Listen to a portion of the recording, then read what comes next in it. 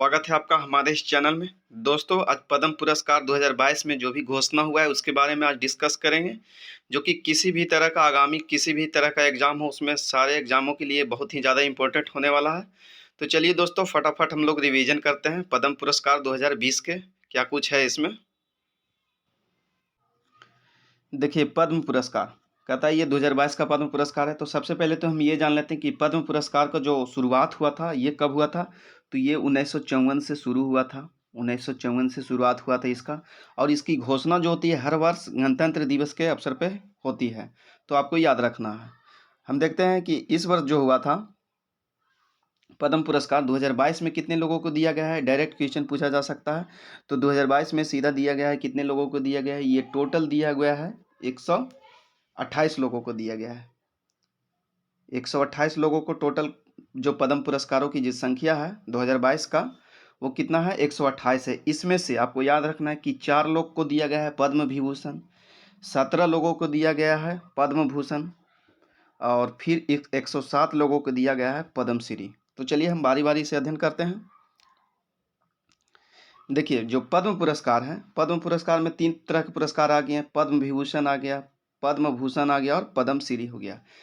भारत रत्न के बाद जो हाईएस्ट सिविलियन अवार्ड है जो भारत का, भारत रत्न के बाद जो सेकेंड हाईएस्ट सिविलियन अवार्ड हुआ वो पद्म विभूषण हो गया। उसके बाद जो तीसरे नंबर का हो गया पद्म भूषण हो गया। और पद्मश्री हो गया जो कि चौथा भारत का हाईएस्ट सिविलियन अवार्ड हो गया। यानी किसी भी व्यक्ति को दिए जाने वाला, जो उसके रिस्पेक्ट में दिए जाने वाला जो हाईएस्ट सिविलियन अवार्ड में चौथा नंबर पे आता है पद्मश्री। तो आपको ये याद रखना है, ठीक है।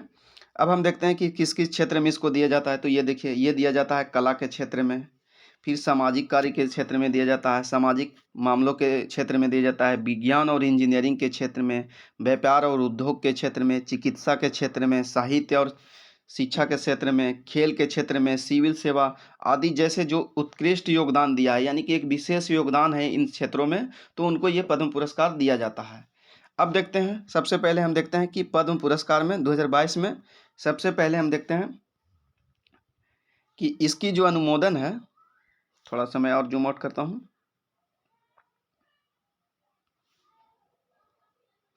कहता है कि इसकी अनुमोदन होता है कहता है राष्ट्रपति के अनुमोदन के बाद केंद्र सरकार ने 73वें गणतंत्र दिवस यानी 2022 का बात कर रहा है, 73वें गणतंत्र दिवस 2022 की पूर्व संध्या पर पद्म पुरस्कार विजेताओं के नामों की घोषणा की है। कुल जो 128 लोगों को दिए जाने की घोषणा किया गया है, जैसा कि देख रहे हैं।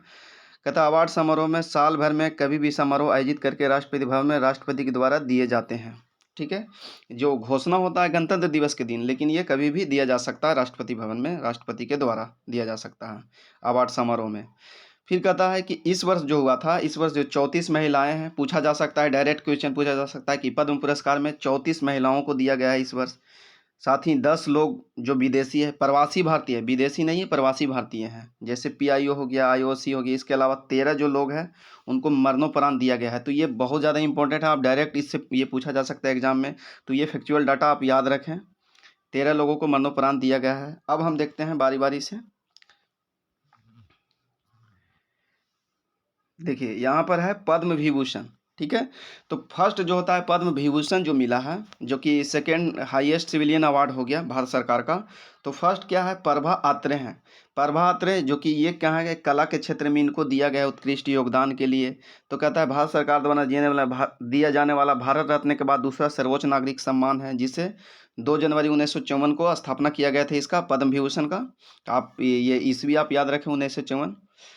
और ये महाराष्ट्र के हैं, नाम है इनका प्रभा अत्रे। और अगर इनके बारे में देखा जाए तो ये एक बहुत ही महान विचारक रह चुके हैं, कलाकार हैं, संगीतकार हैं, लेखक भी हैं। इसके अलावा आप याद रख सकते हैं कि इनको 1990 में, याद रखें, हो सकता है पूछा जाए, जो खासकर महाराष्ट्र पीसीएस की तैयारी कर रहे हों या महाराष्ट्र स्टेट का कोई एग्जाम हो उसमें पूछा जा सकता है। 1990 में इनको पद्मश्री मिल चुका है। फिर इसके अलावा 1991 में इसको संगीत नाटक अकादमी अवार्ड से नवाजा जा चुका है प्रभा अत्रे जी को। फिर 2002 में इनको पद्म भूषण भी मिला जा चुका है। तो याद रखिए, इनको पद्मश्री, पद्म भूषण और साथ ही साथ इस वर्ष इनको पद्म विभूषण भी मिला जा चुका है, यानी तीनों पुरस्कार इनको मिला है। तो बहुत ही ज़्यादा इंपॉर्टेंट हो जाता है ये। चलिए हम नेक्स्ट देखते हैं। नेक्स्ट है लेफ्टिनेंट जनरल नहीं, जनरल बिपिन रावत, जिनको देखिए मरणोपरांत मिला है, इनको क्या मिला है? लेफ्टिनेंट जनरल जो बिपिन रावत हैं, जनरल बिपिन रावत, माफ़ करिएगा, जो कि ये पूर्व सीडीएस भी हैं, मतलब अब तो नहीं रहे, ये सीडीएस भी हैं, मतलब देश का फर्स्ट सीडीएस हैं। तो इनको सिविल सेवा के क्षेत्र में मिला उत्कृष्ट योगदान के लिए, जनरल बिपिन रावत को मिला है मरणोपरांत। तो यहाँ पर जनरल नहीं है, ये सीडीएस थे, जो कि पहले का नाम है ये सीडीएस बिपिन रावत बोल सकते हैं। मरणोपरांत इनको मिला है, सिविल सेवा के क्षेत्र में मिला, ये उत्तराखंड से बिलोंग करते हैं। वहीं अगर इनकी जन्म की बात की जाए तो 1998 में इनकी जन्म हुआ था, 1998 में, 1998 में इनकी जन्म हुआ है, सॉरी 1958 का, 58 में हुआ है जन्म। और जैसा कि पता है कि इनको अभी दिसंबर 2016 से दिसंबर 2019 तक ये सेना के प्रमुख रह चुके हैं, और 1 जनवरी 2020 के बाद ये सीडीएस बन गए थे, मतलब सीडीएस के इनको पद मिला था। और इनका बहुत ही दुखद जो हुआ था 8 दिसंबर 2021 को तमिलनाडु के कुन्नूर में हेलीकॉप्टर क्रैश में ये मतलब वीरगति को प्राप्त किए हुए थे। ठीक है, तो इनको याद रखें। तो इनको मिला है बिपिन रावत को जो कि उत्तराखंड से बिलोंग करते हैं, मरणोपरांत मिला है इनको। नेक्स्ट देखते हैं। नेक्स्ट है राधे श्याम खेमका, इनको भी मरणोपरांत मिला है, साहित्य एवं शिक्षा के क्षेत्र में इनको मिला है, साहित्य एवं शिक्षा के क्षेत्र में मिला है, और ये हैं उत्तर प्रदेश। ठीक है, अब इनके बारे में हम देखते हैं कि देखिए इनका जन्म जो हुआ था, खासकर जो बिहार में भी, बिहार के जो भी एग्जाम है उनमें भी पूछा जा सकता है। इनका जो जन्म हुआ था कहाँ? मुंगेर बिहार में हुआ था। तो आप याद रखें, इनका जो जन्म हुआ था मुंगेर बिहार में हुआ था, भले ही ये यूपी में रहे। और इनको 1982 में गीता प्रेस की कल्याण पत्रिका के संपादक भी ये रह चुके हैं। इसके अलावा गीता प्रेस गोरखपुर के अध्यक्ष भी रहे हैं। तो ये यूपी के पर्सपेक्टिव में भी थोड़ा सा इंपॉर्टेंट हो जाता है। और 3 अप्रैल 2021 को इनका काशी में निधन हो गया था। तो याद रखें, राधे श्याम खेमका, जिनको मरणोपरांत साहित्य के क्षेत्र में मिला है पद्म विभूषण। नेक्स्ट देखते हैं।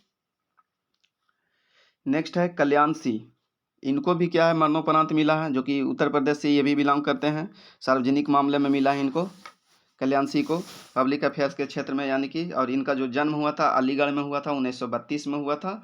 और साथ ही साथ अगर यूपी का कोई एग्जाम का आप तैयारी करते तो आप याद रखें कि इनको ये 2 बार यूपी के सीएम भी रह चुके हैं। 1991 में रह चुके हैं, इसके अलावा 1997 में भी ये रह चुके हैं, यूपी के सीएम रह चुके हैं कल्याण सिंह 2 बार यूपी के सीएम रह चुके हैं। इसके अलावा इंपॉर्टेंट है कि ये राजस्थान और हिमाचल प्रदेश के गवर्नर भी रह चुके हैं।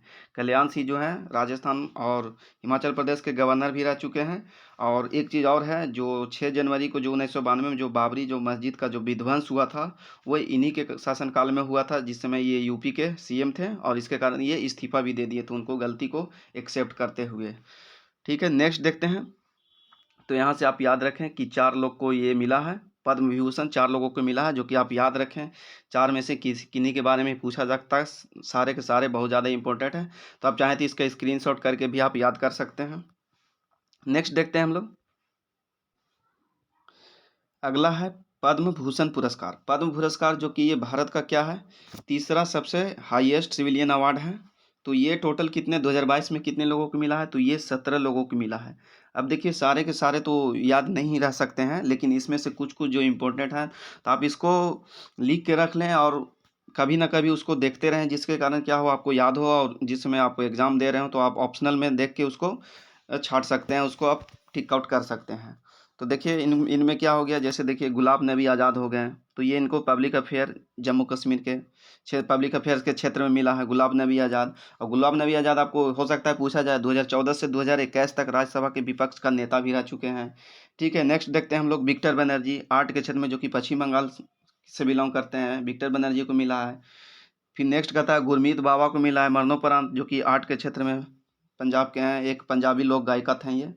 फिर चौथा जो है, चौथा नहीं मतलब कि 4 नंबर पे जो है ये बुद्धदेव भट्टाचार्य, जो कि ये थोड़ा इंपॉर्टेंट हो जाता है इसलिए कि बुद्धदेव भट्टाचार्य कहाँ के हैं? तो ये पश्चिम बंगाल के पूर्व मुख्यमंत्री रह चुके हैं। ठीक है, और ये चर्चा में इसलिए हैं, हो सकता है कि पूछा जाए, क्योंकि ये जो है पद्म पुरस्कार, जो पद्म भूषण पुरस्कार जो इनको मिला है, इन्होंने लेने से मना कर दिए हैं, ये इनकार कर दिए हैं। तो इसलिए थोड़ा सा ये क्या होता है, चर्चा में है अभी, तो इनको याद रखें। इसके अलावा क्या है? इसके अलावा हो गया नटराज चंद्रशेखर हो गया, ट्रेड एंड इंडस्ट्री के क्षेत्र में हो गया। कृष्ण एल्ला और सुचित्रा एल्ला ट्रेड एंड इंडस्ट्री तेलंगाना का हो गया। तो देखिए कृष्ण एल्ला सुमित्रा एल्ला को आप याद रखें क्योंकि ये क्या है भारत बायोटेक कंपनी के संस्थापक हैं। तो देखिए कुछ कुछ जो चीज़ है जो आप थोड़ा सा याद रखें, जैसे कृष्ण एल्ला के बारे में जो बता रहे हैं, ये क्या है भारत बायोटेक के संस्थापक हैं और चेयरमैन और एमडी भी हैं। तो इसके कारण ये क्या होता है इंपॉर्टेंट हो जाता है। और भारत बायोटेक के जो अभी हेडक्वार्टर कहाँ है आप याद रखें, ये कहाँ है हैदराबाद में है। ठीक है, तो आप याद रखें। इसके अलावा क्या है देवेंद्र झाझरिया जो कि खेल के क्षेत्र में है। देवेंद्र झाझरिया पूछा जा सकता है क्योंकि क्या है ये 2004 में 2016 में स्वर्ण पदक जीत चुके हैं। इसके अलावा 2020 में जो पैरा ओलंपिक हुआ था उसमें सिल्वर पदक जीत चुके हैं देवेंद्र झाझरिया, राजस्थान से बिलोंग करते हैं। तो आप इनको याद रखें, इंपॉर्टेंट हो जाता है। इसके अलावा क्या हो गया, माधुरी जाफरी होगी, देवेंद्र झाझरिया माधुरी जाफरी हो गई, पाक कला के क्षेत्र में मिला है। फिर राशिद खान हो गए आर्ट के क्षेत्र में, राजीव महर्षि सिविल सर्विस के क्षेत्र में, सत्यनारायण नडेला ये हो गया, क्या हो गया, जो सत्य नडेला हो गया ये माइक्रोसॉफ्ट के सीईओ हो जाते हैं। तो इसके कारण ये भी इंपॉर्टेंट हो जाते हैं। हो सकता है कंफ्यूज कर जाए कि कौन सा पुरस्कार मिला, तो याद रखिए ये पद्म भूषण पुरस्कार इनको मिला है। फिर ये सुंदर पिचाई है जो कि ट्रेड एंड इंडस्ट्री के क्षेत्र में इनको मिला है, जो कि यूएसए से हैं, प्रवासी भारतीय हैं मतलब। तो ये क्या है सुंदर पिचाई क्या है, गूगल की पेरेंट कंपनी अल्फ़ाबेट के सीईओ हैं। तो याद रखें क्योंकि हो सकता है क्वेश्चन को बदल के पूछा जाए आपको एग्जाम में। ठीक है, इसके अलावा भी देखते हैं। इसके अलावा हो गया जैसे कि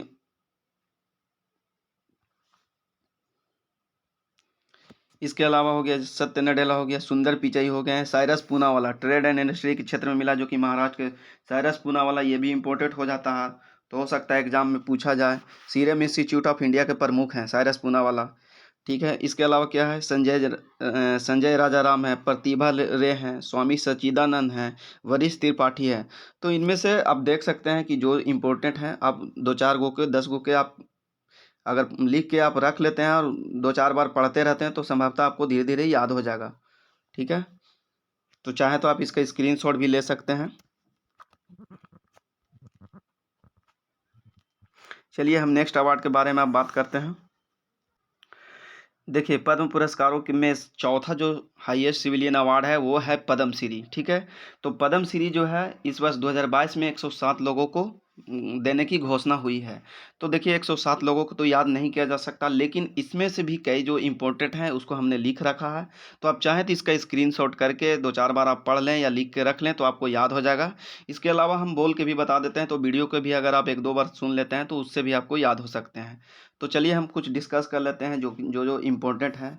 जैसे हम देखते हैं खेल के क्षेत्र में बात करते हैं, तो खेल के क्षेत्र में हो गया सुमित अंतिल हो गया, प्रमोद भगत हो गए हैं। तो इनसे पूछा जा सकता है, इनका प्रोफेशन पूछा जा सकता है। जैसे सुमित अंतिल है तो ये क्या है जेवलिन थ्रो है यानी भाला फेंकते हैं, उस खेल से बिलोंग करते हैं। प्रमोद भगत हो गया, इनको क्या है पैरा बैडमिंटन प्लेयर हैं। नीरज चोपड़ा हो गए जो कि बहुत ज़्यादा हाईलाइटेड हैं, जेवलिन थ्रो है यानी भाला फेंक में। और आपको पता होगा कि टोक्यो ओलंपिक में ये नीरज चोपड़ा जो थे टोक्यो ओलंपिक में जो नीरज चोपड़ा हैं इनको क्या है स्वर्ण पदक जीते थे। और यही कारण है कि 7 अगस्त को केंद्र सरकार द्वारा उनको भाला फेंक दिवस घोषित कर दिया गया था। तो आपको याद रखें। तो नीरज चोपड़ा हो गए। फिर इसके अलावा क्या हो गया शंकर नारायण मेनन हो गए, किससे बिलोंग करते हैं कलारी पट्टू स्वदेशी मार्शल आर्ट से बिलोंग करते हैं। शंकर नारायण मेनन चुंडियल हैं। इसके अलावा फैजल अली डार हैं जो कि जम्मू कश्मीर से बिलोंग करते हैं, पूर्व अंतर्राष्ट्रीय मार्शल आर्ट के चैंपियन है ये। फिर बन्ना कटारिया जो कि महिला हॉकी खिलाड़ी है। बन्ना कटारिया जो कि क्या है महिला हॉकी खिलाड़ी है बन्ना कटारिया। तो आप याद रखें। ठीक है, इसके अलावा क्या है अवनी लेखना जो कि पैरा निशानेबाज है अवनी लेखना। तो आप चाहें तो देखिए ये जो भी है स्पोर्ट वाले पूछने के चांसेस बढ़ जाते हैं क्योंकि बहुत ज़्यादा इंपॉर्टेंट हो जाते हैं, तो स्पोर्ट वाले आपसे पूछे जा सकते हैं।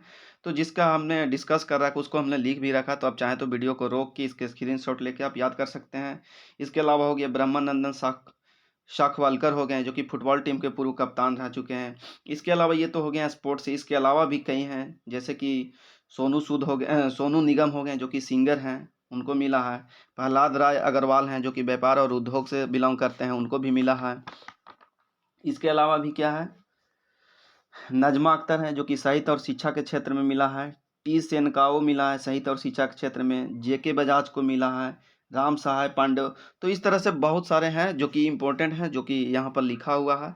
तो ये आप याद कर सकते हैं इसको या फिर लिख के रख सकते हैं, जो कि एग्ज़ाम में आपको डायरेक्ट देखने को मिल सकता है। तो फ्रेंड, आज के लिए इतना ही। पद्म पुरस्कार मैंने ऐसा कलेक्शन इस हिसाब से मैंने रखा है कि आपको संभवतः एग्ज़ाम में अगर इस टॉपिक से क्वेश्चन आते हैं तो आपको संभवतः इसी में से पूछा जा सकता है। तो आप इसको चाहें तो स्क्रीनशॉट करके भी रख सकते हैं या फिर लिख के रख सकते हैं, जिससे कि आपको एग्ज़ाम में इसको आप रिवीजन कर सकते हैं। तो चलिए फ्रेंड, मिलते हैं नेक्स्ट वीडियो में। तब तक के लिए आप चैनल को सब्सक्राइब कर सकते हैं और फिर मिलते हैं नेक्स्ट वीडियो में एक नए ही टॉपिक के साथ। चलिए, धन्यवाद।